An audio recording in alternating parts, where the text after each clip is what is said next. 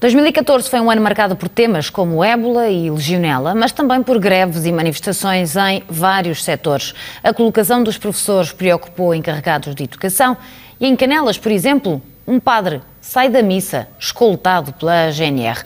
Vamos olhar pelo que marcou a sociedade este ano.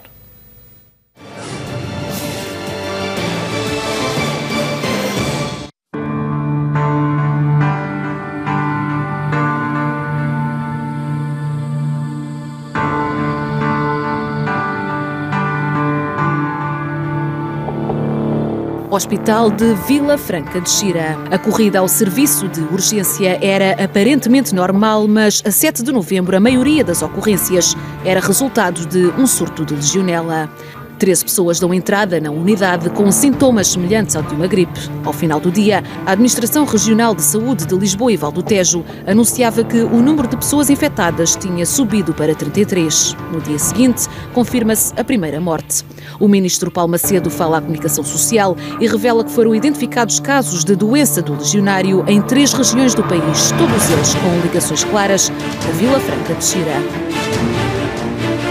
A nossa evidência neste momento é que o nosso caso está concentrado em Vila Franca, nestas 3 localidades. Face à preocupação dos habitantes, foi esclarecido que a doença do legionário não é transmitida por se beber água, contrai-se sim pela inalação de gotículas de vapor de água contaminada.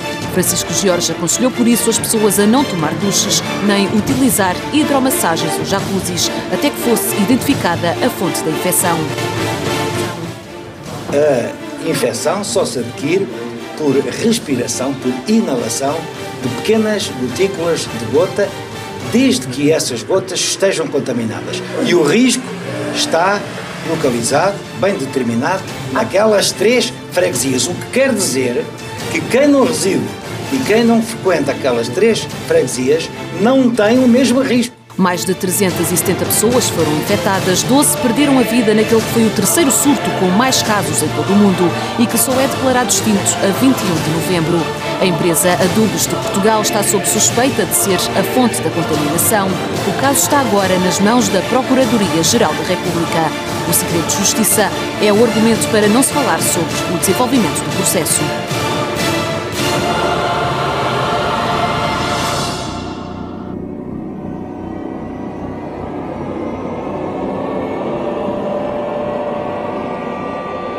As imagens chegaram de África para todo o mundo. A Guiné-Conakry fecha as fronteiras com a Libéria, Serra Leoa. Dias depois, um padre espanhol morre infectado com o vírus do ébola. A epidemia propaga-se e no final de agosto a febre hemorrágica já estava na República Democrática do Congo, no Senegal e nos Estados Unidos. Uma análise positiva a uma enfermeira espanhola confirma o primeiro caso de contágio na Europa e bem aqui, ao lado de Portugal. O Ministro da Saúde dá assim indicações para a realização de simulacros a nível nacional e prepara ações de formação a todos os profissionais. A CMTV dedica horas de emissão ao tema e responde a todas as dúvidas dos telespectadores. A Organização Mundial de Saúde contabilizou mais de 17 mil infectados e perto de 8 mil mortos. O fim da epidemia só foi anunciado no final de outubro. Gente na praia, sol, mar bronzeado.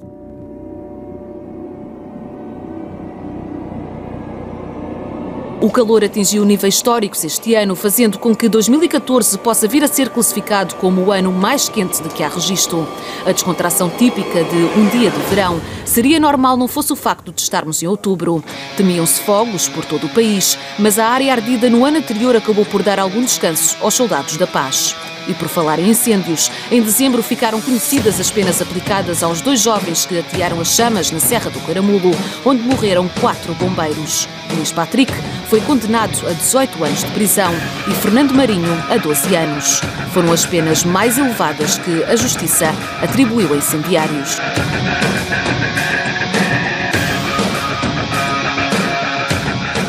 Quente foi também a tarde de 20 de agosto, marcada pelo encontro de grupos rivais em Lisboa. O palco foi o Centro Comercial Vasco da Gama, no Parque das Nações.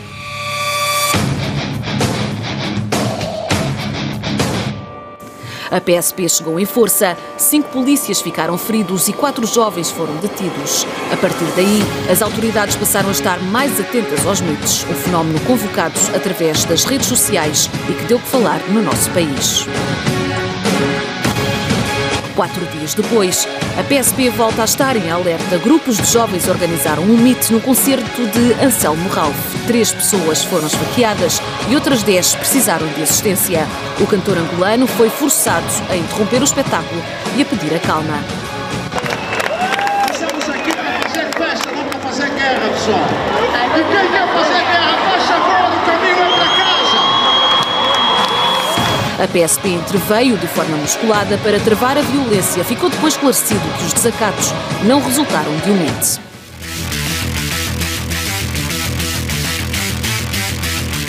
E a polícia fez muitas capas de jornais durante este ano. Em março, 10 feridos e 2 pessoas foram identificadas por desacatos numa manifestação dos profissionais das forças na Assembleia da República. Vários elementos voltaram a tentar furar o cordão de segurança pela zona lateral. O Ministério Público decidiu abrir inquéritos relacionados com o protesto, com base em participações apresentadas pela PSP.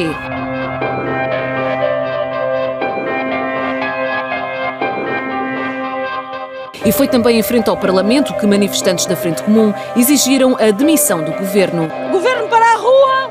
O coelho que toca não é tua e rua! Governo para a rua! O desafio que largas centenas de autarquias fizeram ao Executivo de Passos Coelho marcou o ano de 2014. A Lei das 40 Horas não foi o único caso de protesto. Entre as medidas governamentais mais contestadas teve o encerramento de tribunais e a conversão em secções de proximidade.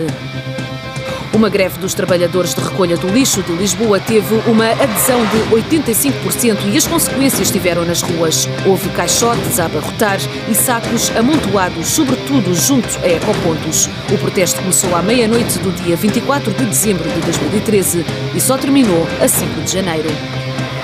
Também os trabalhadores do CTT fizeram greves ao longo do ano contra a privatização total da empresa e contra as questões remuneratórias, os subsídios de férias e de Natal, a progressão na carreira e o pagamento de diuturnidades, do trabalho suplementar, das ajudas de custo e de transporte.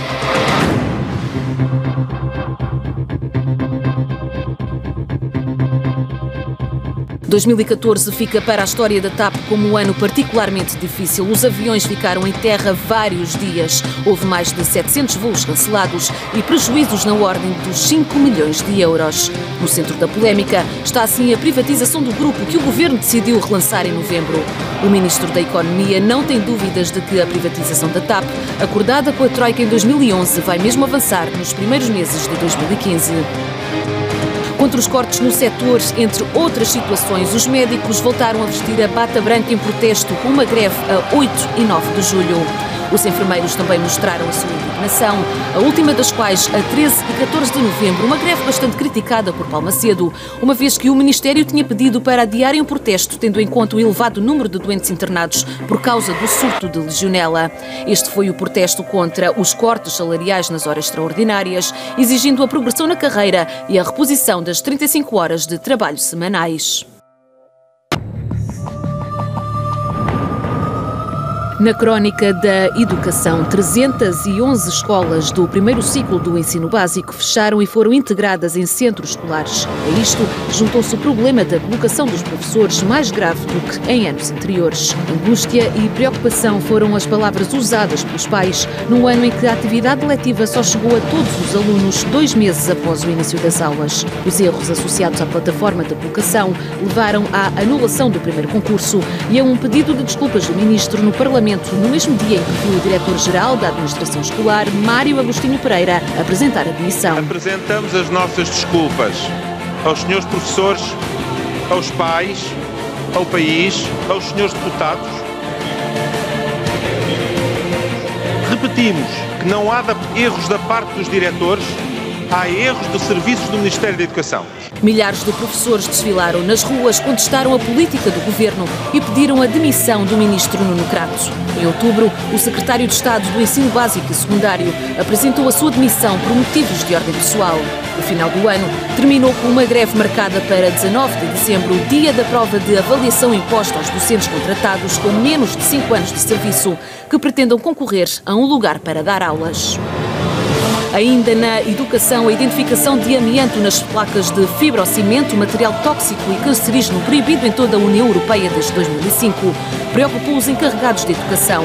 O governo afirmou que sempre procedeu à sua remoção, mas o aparecimento da substância nos telhados obrigou a um novo levantamento de escolas, cujas placas continham fibrocimento e obrigou ao alargamento do programa de remoção.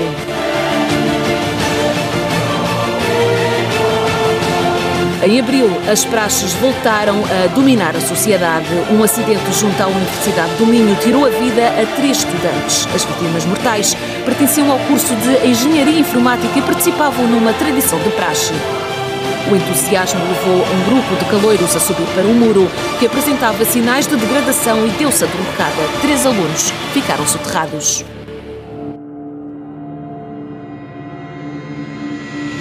A tragédia que fechou o ano de 2013 continuou a fazer correr tinta nos jornais. O Ministério Público arquivou o processo do MECO, dando o inquérito como nulo, mas o advogado das famílias das vítimas recorreu. Em outubro, o juiz de instrução criminal constituiu como arguido João Gouveia, o único sobrevivente da tragédia, que provocou a morte a 6 jovens estudantes em dezembro do ano passado. João Gouveia, o Dux, peça-chave deste caso, continua em silêncio. Não tenho nada a dizer neste momento. Ontem esteve naquela reconstituição na Praia do Menino Baixo. Não tenho nada a dizer neste momento. No que toca a casos de justiça, o Supremo Tribunal confirmou a condenação à pena de prisão do arguido Afonso Dias, já condenado pelo Tribunal da Relação do Porto, pelo rapto do jovem Rui Pedro, desaparecido em 1998. A antiga ministra da Educação, Maria de Lourdes Rodrigues, foi condenada por prevaricação de titular de cargos políticos no caso da contratação do irmão do dirigente do PS, Paulo Pedroso. João Pedroso e o antigo secretário-geral do Ministério da Educação também foram condenados com 3 anos e 6 meses de pena suspensa. Maria de Lourdes Rodrigues e João Batista foram ainda obrigados a pagar 30 mil euros de indemnização ao Estado e João Pedroso 40 mil euros.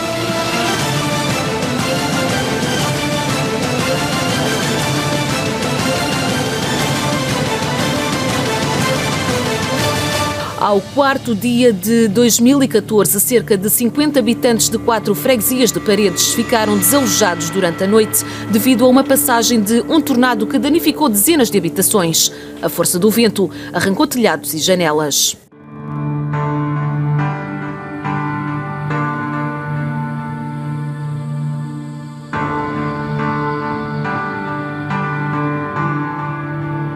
Ainda em janeiro, a capital acordou pintada de branco pelo granizo. À redação da CMTV chegaram inúmeras fotos e vídeos, dando conta dos estragos em casas, lojas e automóveis. Em Leiria, o rio Lis galgou as margens, arrasou colheitas e meteu as termas e um spa debaixo de água. A forte agitação marítima levou areal de diversas praias e tirou a vida a vários pescadores de norte a sul do país.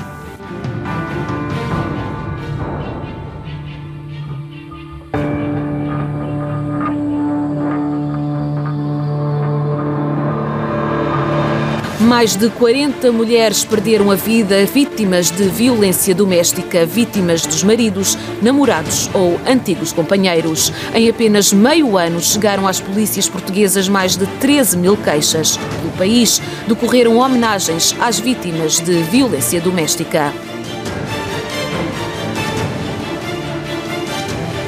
E foi também em gesto de homenagem que a população de Canelas reuniu cerca de 5 mil assinaturas para impedir a transferência do padre local para o Marco de Canaveses. Foram feitas vigílias, cordões humanos e várias manifestações contra o afastamento, mas de nada serviu.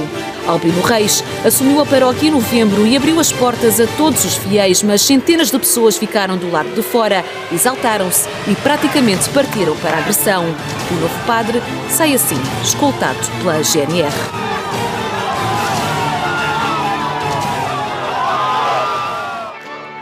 Com ou sem fé, mas certamente muita sorte, foi o que teve um cidadão português. Com apenas 4 euros ganhou o jackpot de 190 milhões de euros, o maior prémio de sempre do sorteio Euromilhões, e o boletim vencedor foi registado em Castelo Branco. Há assim mais um excêntrico em Portugal que se junta a Amélia Jesus. Esta esteve acusada de burla pelo ex-marido. O casal chegou a acordo. Entra em 2015, visivelmente mais magra e solteira.